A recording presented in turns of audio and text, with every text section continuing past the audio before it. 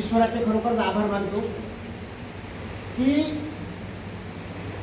केवढं प्रेम माझ्यावर लोक करतात. खरं म्हणजे धन, संपत्ती, कीर्ती हे मिळवता येतं, पण प्रेम हे कमवता येत नाही. तर ते आपोआप मिळलं जातं. ते आपोआप म्हणजे त्याच्यासाठी खूप तुम्हाला हे करावं लागेल. आटापिटा किंवा दिवस रात्र नाही करावं लागत. त्याच्यासाठी फक्त माणसांच्या हृदयाशी बोलावं लागतं. आणि मला एवढंच जमलं आहे. आणि म्हणून मी सर्वप्रथम ईश्वराचं नमन करतो. आणि म्हणून मी शारदा देवीला म्हणतो, तुला नमन शारदे परमदेवता तू खरी. आणि ही सगळी कृपा शारदेच्या प्रतिभेची आहे, माझं काहीच नाही हो. तुला नमन शारदे परमदेवता तू खरी, मनात जळू दे दिवा नयनांद माझी तरी. तर हा दिवा जळण्यासाठी आणि त्या प्रकाशाचा आनंद घेण्यासाठी आपण सगळे आलेले आहेत. व्यासपीठावरील सर्व मान्यवर, खरोखरच उगले सर म्हणते तसंच की जे लोक ज्या प्रवृत्ती सहजासहजी कुणाला उपलब्ध होत नाही, पण त्या माझ्यासारख्या एका साध्या कवीच्या कार्यक्रमासाठी आवर्जून आली, याला काय म्हणतात? प्रेमच म्हणतात ना. प्रदीप कुलकर्णी साहेब, मगर साहेब आणि स्वतः सबनीस साहेब. आणि सबनीस साहेब उपलब्ध झाले असं मी म्हणणार नाही, कारण हा कार्यक्रमच सबनीस साहेबांनी घडून आलेला आहे. त्यामुळे ते उपलब्ध नाही, त्यांनी आपल्याला उपलब्ध केलं. त्यामुळे त्यांचं स्वागत मी वैयक्तिकरित्या करतो नाही, आमच्या महाजन परिवाराकडून करतो. आणि सूत्रसंचलन करणारे महा व्यक्ती सुद्धा मला सहज मिळाले. आणि एक विशेष आहे, सर येणार? हो सर येणार, तुमच्यासाठी येणार. हे प्रेम कुठे मिळतं? नाही मिळत. आणि आणखी विशेष म्हणजे जसं व्यासपीठावर मान्यवर आहेत, तसेच अनेक मान्यवर, अनेक सन्माननीय व्यक्ती की ज्यांना अनेक ठिकाणी अध्यक्ष म्हणून, प्रमुख पाहुणे म्हणून असं बोलवलं जातं, ते माझ्यासाठी व्यासपीठासमोर बसले आहे. मी त्यांच्या पुढे नतमस्तक आहे. जरी आज माझे ते शासकीय विद्यानिकेतन या शाळेत मी शिकलेलो आहे 2 साल त्यांना, आणि ती आठवण ठेवून बरेचसे शासकीय विद्यानिकेतनातले जे माझे गुरुबंधू आहेत, मग ते खरं म्हणजे मोठमोठ्या पदावर त्यांनी घुसवलं आणि किंवा घुसवत आहेत आणि काही सेवानिवृत्त झाले, असे लोक सुद्धा आले. आणि विशेष म्हणजे जगताप मॅडम सुद्धा आले आहेत. आणि ते म्हणजे एका शब्द, मॅडम तुम्ही यायचं आहे. मी अशोक कुमार यांच्याकडून नंबर घेतला त्यांचा आणि त्यांना फोन केला, मॅडम तुम्ही यायचं आहे, तुम्ही याच्या आधी माझ्या कार्यक्रमाला आले. तर त्यांनी म्हणजे आता पुन्हा कोणाचं नाव घेऊ. तसंच माझे नातेवाईक, माझी मित्रमंडळी, इतकं सहजासहजी उपलब्ध होणं हे खरोखरच मी माझं भाग्य समजतो. आणि हाच माझा ठेवा समजतो. खरं म्हणजे मी जास्त बोलणार नाहीये, पुस्तकाविषयी तर फारच बोलणार, अजिबात बोलणार नाही. कारण आतापर्यंत तुम्ही ज्या 5 कविता ऐकल्या, त्यांच्यावरून कवितेची जे काही बरा वाईट दर्जा आहे तो तुम्हाला समजला असेल. फक्त आता प्रश्न मला तुम्हाला सांगितलं की ही जी वाटचाल आहे ही कशी झाली. थोडं सरांनी सांगितलं की मी 12 वर्षांचा झालो आणि त्याच्या आधी मी शासकीय विद्यानिकेतनाचा विद्यार्थी होतो. आणि त्या लोकांचं प्रेम मला आजही मिळत आहे. आणि विषय म्हणजे 7वीत असणारा विद्यार्थी हा अंध झाला आणि ती शाळा अतिशय उच्च दर्जाची होती की जिथं किती टक्के रिझल्ट लागला आताची गोष्ट नाही, आता सगळीकडे 100% रिझल्ट लागला. पण आमच्या 2070च्या दरम्यानच्या ज्या मॅट्रिक होत्या, जुनी मॅट्रिक, 11वी मॅट्रिक, त्या संदर्भात फार कमी लागायचे आणि त्याची पद्धती वेगळी. एक विषय नापास झाला तर सगळे विषय नापास, सगळे पुन्हा ती परीक्षा द्यायची. तर अशा प्रकारच्या शाळेत जर कदाचित हा अंध विद्यार्थी नापास झाला तर काय, तर म्हणजे हा प्रश्न सहज पडणं स्वाभाविक होतं. कारण शाळेमध्ये त्या काळी तुम्हाला सर्व माहिती, त्या काळी 60 मार्क 60%, 70% मिळणं म्हणजे मिशन होतं. तर आता सारखे 20 मार्क शाळा देत नव्हती, तुम्हाला 100 पैकी पेपर द्यायचा. आणि अशा स्थितीत जर हा नापास झाला तर 100% फर्स्ट क्लासमध्ये येणाऱ्या शाळेचं नाव डॅमेज होईल. पण असा विचार कोणी न करता प्राचार्यांपासून,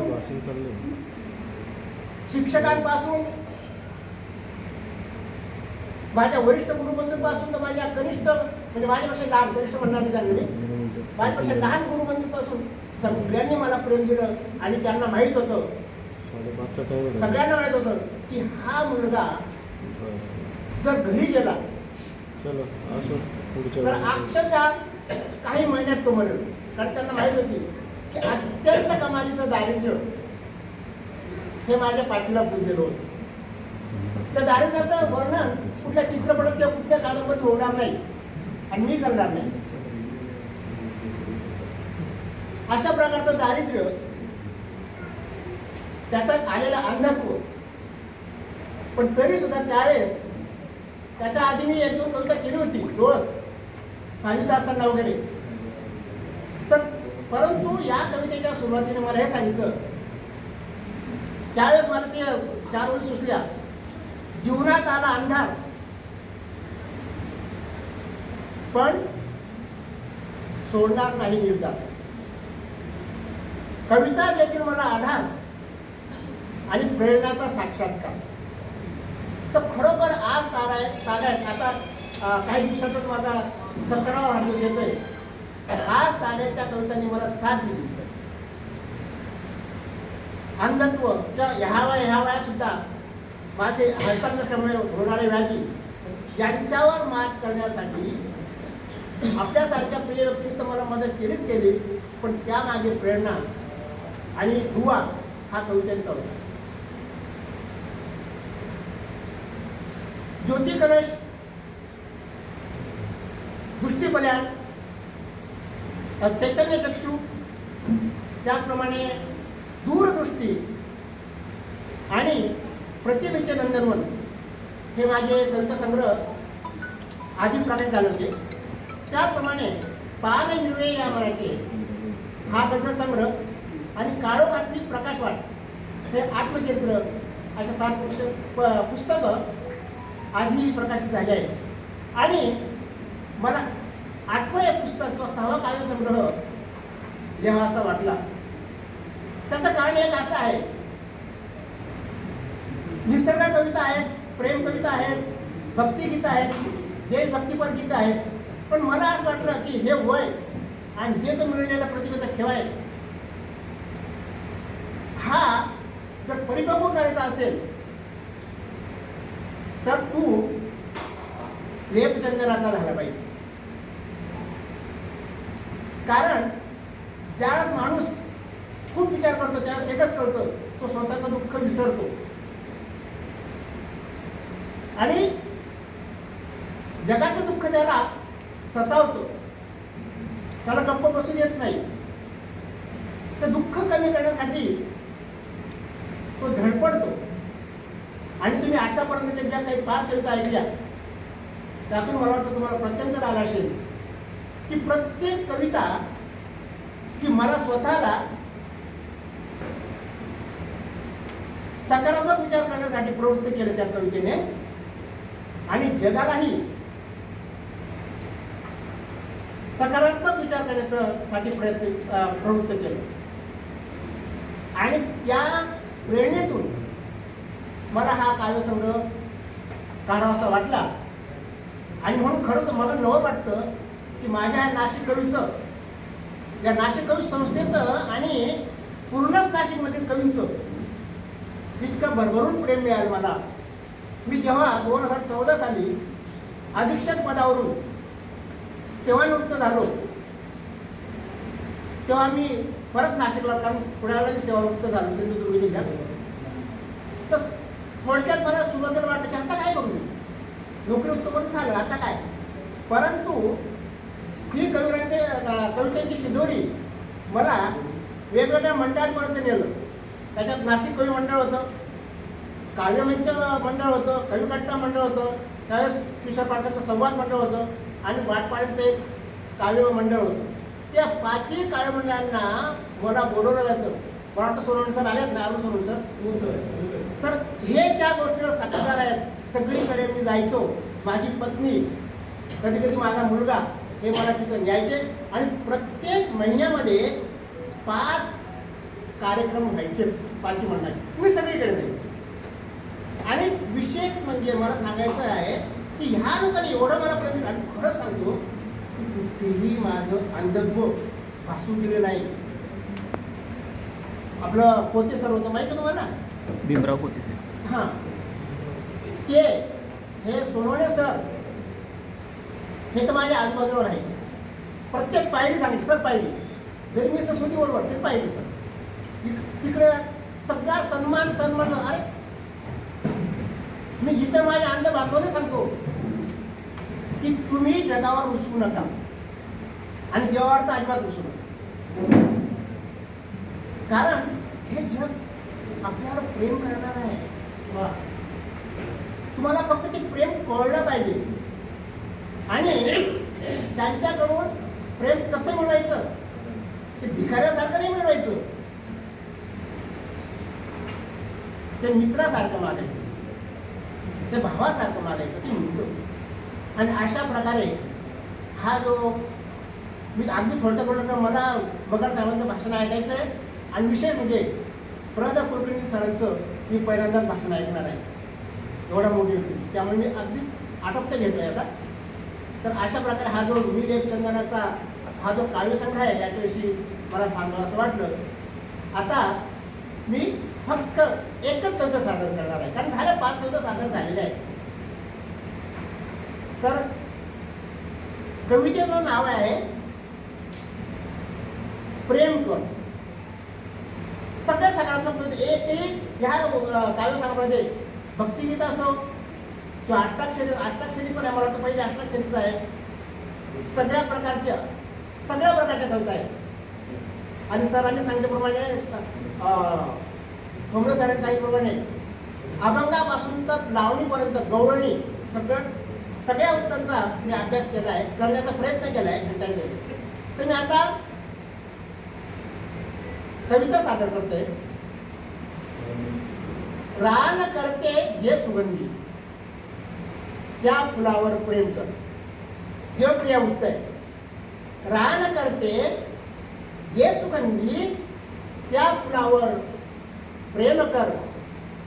प्रेम निर्मळ वाटणाऱ्या माणसावर प्रेम कर. तुम्ही सगळे निर्मळ प्रेम वाटणारे माणसं आहात माझ्यासाठी. रान करते जे सुगंधी, त्या फुलावर प्रेम कर.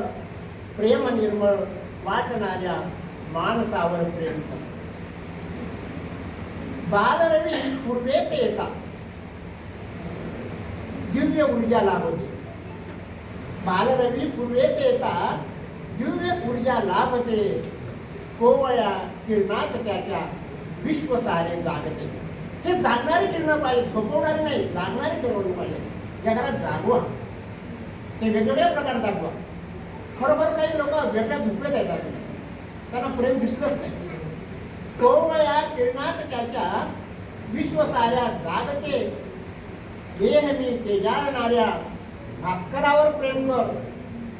प्रेम निर्मळ वाटणाऱ्या माणसावर प्रेम कर. जागल्या वेली तरुवन हे चराचर जागले. जागल्या वेली तरुवन हे चराचर जागले. पंख पसरत सर्व पक्षी अंबरी झेपावले. सगळे चेतनाने प्रेरणा देणारे आहेत. जागल्या वेली तरुवन हे चराचर जागले, पंख पसरत सर्व पक्षी अंबरी झेपावले. दिन उगवता माणसाच्या राबण्यावर प्रेम कर. राबलं पाहिजे, कष्ट केलं पाहिजे. दिन उगवता माणसाच्या राबण्यावर प्रेम कर, प्रेम निर्मळ वाटणाऱ्या माणसावर प्रेम कर. दिव्य माया माऊलीची अंधरीची ही पहा. माऊली आणि धरा मायबापाला नीट करणार आहे. उगले सर झाले, इंग्ले सर झाले. दिव्य माया माऊलीची अंधरीची ही पहा. त्याचप्रमाणे भव्यता बापातली आणि सागराची ही पहा. दिव्य माया माऊलीची आणि धरेची ही पहा. भव्यता बापातली आणि सागराची ही पहा. कसे ते रान हिरवे ठेवणाऱ्या पावसावर प्रेम कर. रान हिरवे ठेवणाऱ्या पावसावर प्रेम कर, प्रेम निर्मळ वाटणाऱ्या माणसावर प्रेम कर. सर्व व्यापक अंबराचा या जगाला आसरा. तुम्ही जर व्यापक झाला तर काय होतं? सर्व व्यापक अंबराचा या जगाला आसरा लाभतो वर, त्याच रात्री चंद्र ताऱ्यांचा करा. रात्री अंधाराती त्या भव्य दिव्य माणसाला, व्यापक माणसाला चंद्र तारे लाभतात. तसे मला तुम्ही चंद्र तारे लाभलेले आहेत.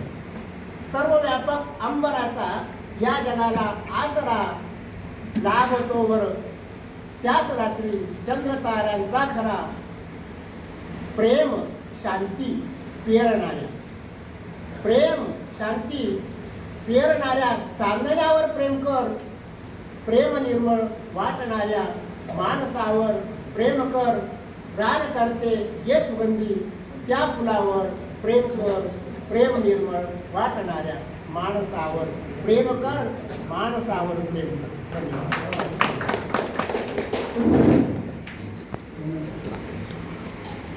मनपूर्वक धन्यवाद सर.